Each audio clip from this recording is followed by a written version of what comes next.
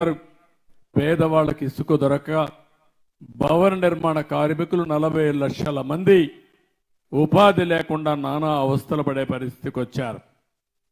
నేను ఈరోజు అందుకనే ఒకే హామీ ఇచ్చాను. మీ ఊర్లో ఇసుకుంది, తెచ్చుకునే స్వేచ్ఛ మీకు ఇచ్చాను. మీ ట్రాక్టర్ తీసుకెళ్ళండి, మీరే ఇసుక తెచ్చుకోండి. ఎవరైనా అడ్డం వస్తే నా పేరు చెప్పండి, అవసరమైతే నిలదీయండి, తాట తీస్తామని చెప్పండి. ఇది ప్రభుత్వం ఇచ్చిన స్వేచ్ఛ మీకు. ఇది ఎవడైనా అడ్డం వస్తే మాత్రం ఏం భయపడక్కర్లేదు. 2వ గేర్లో పోతా ఉంటే 4వ గేర్లో మార్చి స్పీడ్ పెంచండి, ఏం కాదు. నేను ఈ పేదవాళ్ల ప్రభుత్వం ఇది. ప్రకృతి పరంగా ఇచ్చిన ఇసుక మీ హక్కు తప్ప ఈ పెత్తందారులకు హక్కు లేదని చెప్పి మరొక్కసారి మీ అందరికి విజ్ఞప్తి చేస్తున్నా. అందుకే మీరు ఫ్రీగా ముందుకు వెళ్ళండి. ఎక్కడైనా ఇసుక దొరక్కపోతే ప్రభుత్వం అక్కడ మనుషులు పెట్టి ఇసుక తీయిస్తారు, కానీ అది కూడా మీరు ట్రాక్టర్ తీసుకుపోయినా దాంట్లో ఇస్తారు, లారీ తీసుకుపోతే ఇస్తారు. అది కూడా తక్కువ ధరతో చేయడానికి నేను ప్రయత్నం చేస్తున్నా.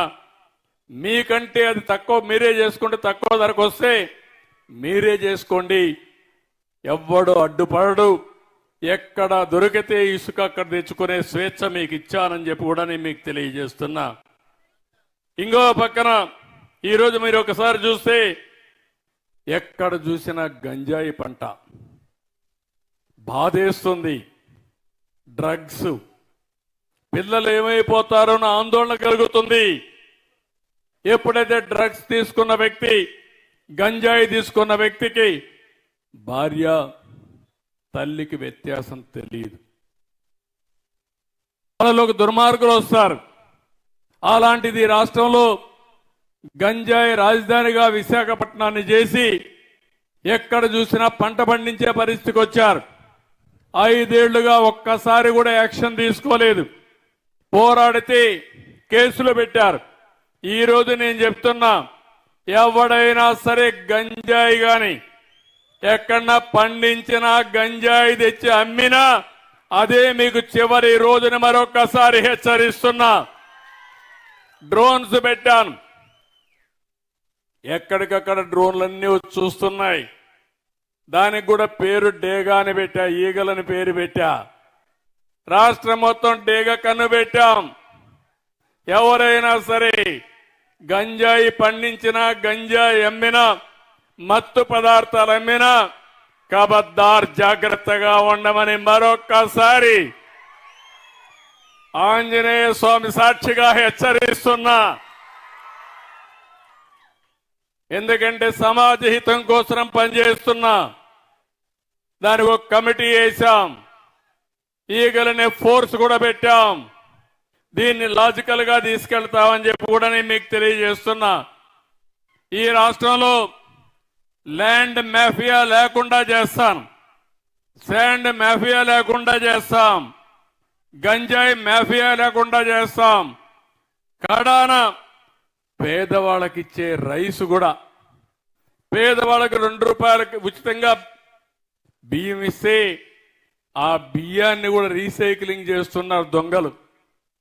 దాన్ని కూడా మీకు చౌకగా 10 రూపాయలు ఇచ్చేసి 6 రూపాయలు 7 రూపాయలు మీకు ఇచ్చి ఆ బియ్యం తీసుకుపోయి విదేశాలకు అమ్ముకునే పరిస్థితికి వచ్చారు దుర్మార్గులు.